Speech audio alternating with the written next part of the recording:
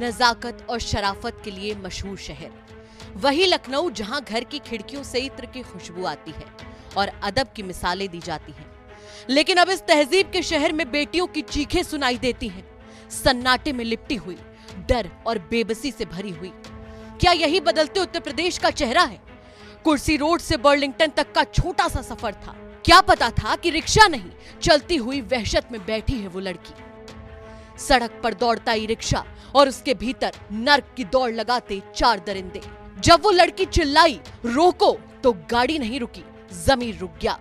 Driver seat छोड़कर लड़की के बगल में बैठ गया, दूसरा गाड़ी चलाने लगा।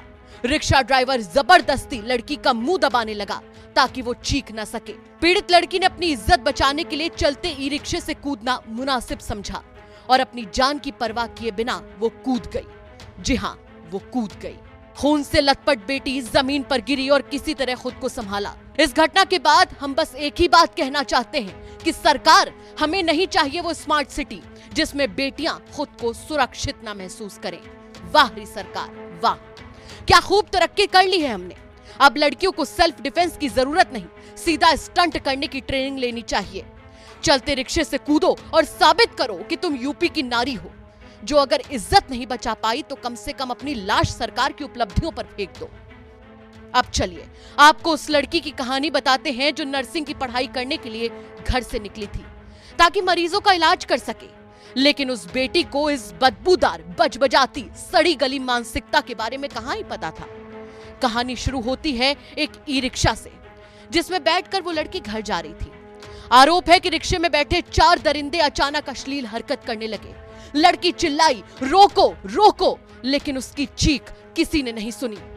आखिरकार वो चीखती हुई नीचे कूद गई। घटना का वीडियो सीसीटीवी में कैद हो गया और तब जाकर बेटी बचाओ के डंके पीछे से बेटी की असरदार चीख प्रशासन को सुनाई दी। मामले को बढ़ता देख पुलिस डिपार्टमेंट से भी बयान आया। जो बयान आया वो किसी क्लासिकल सिनेमा के डॉक्टर से कम नहीं था। जैसे आपको दया नहीं, दुआओं की जरूरत है। पुलिस डिपार्टमेंट ने तुरंत कह दिया कि आरोपी का क्रिमिनल बैकग्राउंड है। वाह पुलिस वाह! आप यूपी में क्राइम रोकने में फेल हैं, लेकिन पिछले केस में भी आरोपी जेल गया था, ये बताने में आपको न जरा भी देर लगी और न ही शर्म आई। अब इस मामले पर डीसीपी कह रहे हैं कि जांच जारी है। हम पूछते हैं कि जांच जारी है या खेल जारी है, क्योंकि बेटियां कूद कूद कर इस खेल का शिकार बन रही हैं।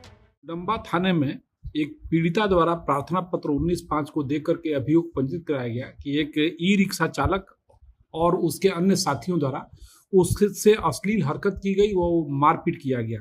इस तहरीर के आधार पर अभियोग पंजीकृत कर चारों आरोपी अनुज गुप्ता, सत्यम सिंह, अनिल सिन्हा, रंजीत चौहान को गिरफ्तार करके उनके विरुद्ध वैधानिक कार्रवाई की जाए। साहब, अब आप ही बताइए कि लखनऊ की बेटियां क्या करें? अखबार पढ़कर ये सोचें कि सड़कें महिलाओं के लिए है या शिकारी के लिए? किसे दोष दें? उस लड़की को जिसने रिक्शा पकड़ा, या सरकार को जो बस आंकड़े गिनवा कर खुद को मॉडल प्रदेश घोषित करती है?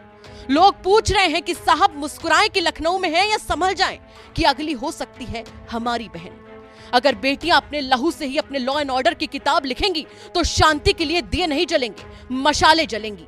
बोलिए सरकार, अगली बार कूदेगी एक और बेटी? और हम कब तक सिर्फ ताली बजाकर कहेंगे वाह पुलिस वाह?